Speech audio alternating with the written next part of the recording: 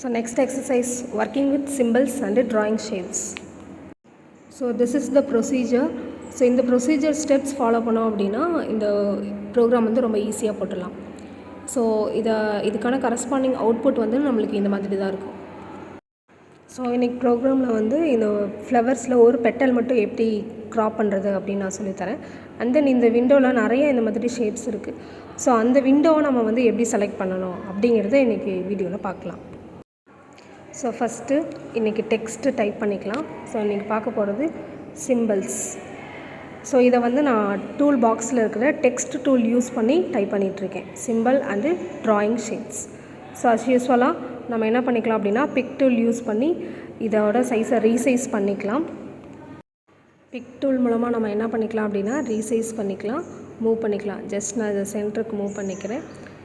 And then so colour change பண்ணிக்கலாம். Double click பண்ணிட்டோம் அப்படின்னா ஸோ நம்ம ரேண்டமாக எந்த கலர்னாலும் ஜஸ்ட்டு செலக்ட் பண்ணிவிட்டு ஓகே கொடுத்துக்கலாம். நெக்ஸ்ட் விண்டோ மெனுவில் டாக்கர்ஸில் கிளிப்ஸ். ஸோ இங்கே ஆல்ரெடி டிக் ஆகிருக்கு. ஸோ டிக் ஆகலை அப்படின்னா நம்ம விண்டோஸில் டாக்கர்ஸில் டிக் கொடுத்துக்கலாம். ஸோ ஆல்ரெடி அந்த விண்டோ நம்மளுக்கு இருந்துச்சு அப்படின்னால நான் திரும்ப எப்படி கொண்டுட்டு வரணும்னு காமிக்கிறேன். ஸோ இப்போ இந்த சைடில் இருக்கா, ஸோ இதுதான் டாக்கர்ஸ் விண்டோ. ஸோ இதில் அந்த ஃபாண்ட்டு டைப் இருக்குது. இதில் வெப்டிங்ஸ் அப்படின்னு டைப் பண்ணோம் அப்படின்னா அந்த ஃபாண்ட்டில் பர்டிகுலராக நிறைய ஷேப்ஸ் இருக்கும். ஸோ இங்கே பார்த்தீங்கன்னா உங்களுக்கு விசிபிளாக இருக்கா, இதை ஜஸ்ட் டபுள் கிளிக் பண்ணிங்க அப்படின்னாலே உங்களுக்கு உள்ள ப்ளேஸ் ஆயிரும். அண்ட் தென் அந்த நோடு பாயிண்ட் எடுத்து ரீசைஸ் பண்ணிங்க அப்படின்னா உங்களுக்கு ஒவ்வொரு ஷேப் கிடைக்கும்.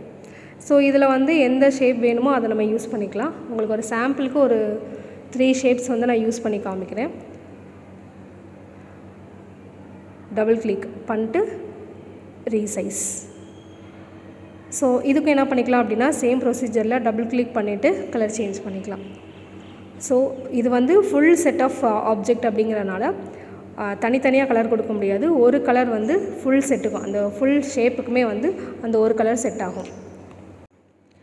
ஓகே, ஸோ இப்போ 3 இது வந்துருச்சா. ஸோ இவ்வளோ தான் ஷேப்ஸ். ஸோ நெக்ஸ்ட் வந்து என்ன அப்படின்னா அந்த ஒரு பெட்டல் மட்டும் எப்படி க்ராப் பண்ணுறதுன்னு காமிக்கிறேன்.